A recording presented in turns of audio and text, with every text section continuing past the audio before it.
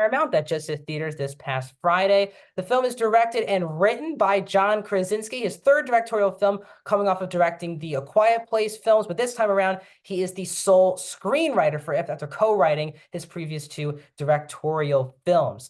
This movie stars Cailey Fleming as Bea, a 12-year-old girl who's coming after the loss of her mother. And now her father, who's played by John Krasinski, is going through open heart surgery, which is making her very nervous if she will lose now both parents. But as she moved in to her grandmother's apartment, who's played by Fiona Shaw, she meets Cal, played by Ryan Reynolds, who for some reason can see also these imaginary friends. What Cal is trying to do is make matchmaker for these imaginary friends for new kids. As kids grow older in this society, they begin to forget all of their imaginary friends. And Reynolds is trying to put all of these ifs into their rightful places in his opinion, and he enlists Bea's help and her creativity in order to do that. The ifs are these animated characters that are voiced by an all-star cast that includes Steve Carell, Louis Gossett Jr., Sam Rockwell, Emily Blunt, George Clooney, Matt Damon, Awkwafina, Bill Hader, Keegan-Michael Key, Blake Lively, Christopher Maloney, Matthew Rhys, Maya Rudolph, Amy Schumer, ton of casts that I can't even get to all of it. The film is an hour and 44 minutes and is PG. Welcome back to a brand new movie review here on Mac Talks Movies. My name is Max Steinberg. If you're new to the channel, please subscribe, ring the bell for notifications. I talk all things movies and TV, so please, if you're interested in any one of those things daily, I'm here for you. Please click that subscribe button. Comment down below. What are your thoughts on If? Did you like it? Did you not like it? Where does this rank for you in Krasinski's now filmography? Do you like him as a filmmaker, or do you think he should just stick to acting? If you have not seen it, tell me, are you interested in seeing this? Is this a movie that you think should be seen in a movie theater, or are you one of those people who want to wait to see this when it comes out on digital? I respond to every comment. Love having this fun discussion with you guys on every video, so please hit me up in the comment section. Also, please like the video, guys. If you're new to YouTube or not familiar, the like button down below really helps the YouTube algorithm out to recommend my videos to new viewers. So please hit that like button, please, as well. So I was definitely excited for If. I adore the first two A Quiet Place films, some of my favorite horror movies I've ever seen in my life. Him going this completely different route, teaming up with Ryan Reynolds, I was very excited. So let's get into my thoughts on If. And when I was watching this movie, I was thinking to myself, I'm not sure if everyone's going to be on board. So I'll say this because I don't watch or read reviews before I walk into a movie. I try to go in as blind as possible with word of mouth to get really my full perspective without any infringement with other people. And I'm still haven't seen many reviews of it. I thought this was a really cute, beautiful movie for families. This is not not going to go down for me as one of the best movies of the year. But I do think I had a smile on my face throughout the entire film. It was an enjoyable film. It's a very easy movie to watch. It's a perfect movie for the family.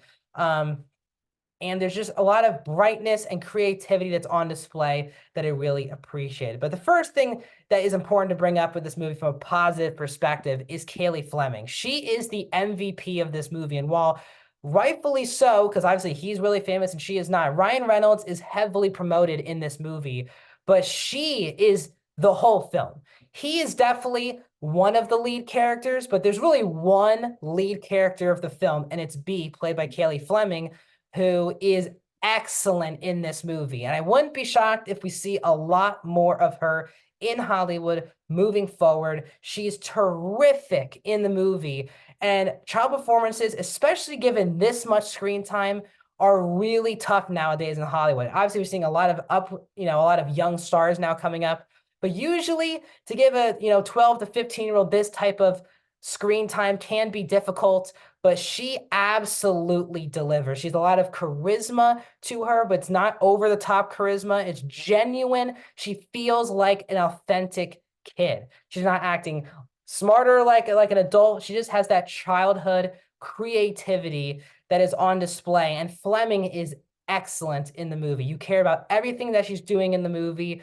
And again, she's acting alongside either Ryan Reynolds, John Krasinski, who plays her father, Fiona Shaw, and then you have all this voice cast. But these are tough people, especially for a child actor to really play with at a very high level. And Fleming does an excellent job in the film.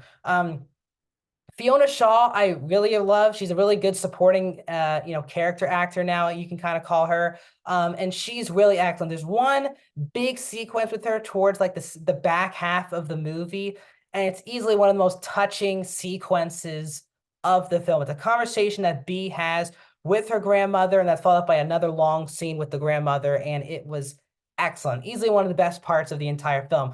From the voice cast, Steve Carell and Louis Gossett Jr. were easily, for me, the two standouts of the voice cast. Carell's Blue brings all of the laughs for me in the entire film. He's hilarious. He's adorable. You can't help but root for Blue to try to find the right person for him. And Steve Carell is a very funny voice actor, and he delivers. Louis Gossett Jr. also plays Sally in one of his last roles, voicing Louis, the old teddy bear, who's like the oldest one of the Ifs, kind of like the OG Ifs. And his relationship with Bea was also very good. From the all-star voice cast, I really enjoyed Bradley Cooper as this Ice, which if you know the context of the movie, he's definitely very enjoyable. As is also Sam Rockwell also stands out, as is Phoebe Waller-Bridge. I forgot to mention her earlier. Phoebe Waller-Bridge was one of the main Ifs, and she's also a lot of fun in this movie. And as you can tell, this movie has so much heart going into it. And clearly, obviously, John Krasinski is a father in real life, and you can really feel that that a parent made this movie. You can tell both the childhood perspective was a big part of it, but also the parent perspective and admiring what your child kind of goes through, what the creativity can do. And the fact that as kids grow up, they seem to be a bit too old for things. And I'm obviously now just graduated college. I'm at that point, and it's every kid goes through those phases where they get too old for particular things. And obviously, a lot of Pixar movies touch on this, like even Toy Story, and this movie has a lot of elements of Up involved as well. But I think you can tell this movie had so much heart and soul into it that I just cared about the story that was going on. Another huge standout is my favorite composer working today, Michael Giacchino, who delivers a fabulous score that I can't wait to listen to now moving forward. It's an excellent score, very similar to his Up score, but it brings this levity into the movie as well, and I just really appreciated the score. Now, as it pertains to the negatives with the movie, I do feel like Ryan Reynolds is good in the movie, very good in the movie. I love Ryan Reynolds. Obviously, Deadpool Wolverine, very excited about. His character, I felt like was an afterthought in the first two acts of the movie. And I think the biggest reason why I think that is that the dynamic and the way that Bea and Cal quickly just become buddies and a team, I just felt was rushed. I think the biggest problem from a script perspective is the movie was so rushed, especially in the setup. Once Bea starts seeing the ifs, the movie doesn't want to waste any time having her try to get these ifs to the rightful people. So they kind of shoehorn in the fact that Hal is just cool enough to just bring a kid along. And it is kind of distracting for the first two acts how rushed the plot is. And as I said, I like when movies are this short, but I do feel like this movie needed a bit more time of the believability of Bea, like kind of the amazement of Bea seeing ifs. It's kind of like it's like a 2-minute scene where she's shocked what she's seeing, and then she quickly it becomes normal for her for the rest of the movie. I wish there's a little bit more amazement of seeing it for the first time and having her mind blown for like a whole 15-20 minute sequence, but instead it's like a 2-minute scene where she's amazed, and then she's right into the mix already doing things with Ryan Reynolds. So Ryan Reynolds' character is so much better with the payoff of the movie. But the setup for that character, I didn't like. So like the beginning, I didn't like for that character, and the middle was kind of whatever, and then the third act, I really appreciate. So, Cal's a mixed bag for me, in this movie. And I think another big problem with the script is that I think there were a couple dynamics that Bea has with particular characters that just needed to hit harder. The main one is with her dad, who's played by Krasinski, who wrote and directed the movie. Krasinski is very good, and especially in the first act, he's excellent from a performance perspective.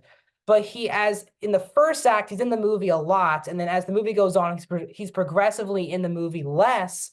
But as that's happening, Bee's doing all these other things, we think, for her dad, but I just don't think we get enough screen time of them together that towards the third act, I think the payoff, it just didn't hit as hard as I wanted to. I wanted to cry or maybe get emotional or feel a lot more sad than I did.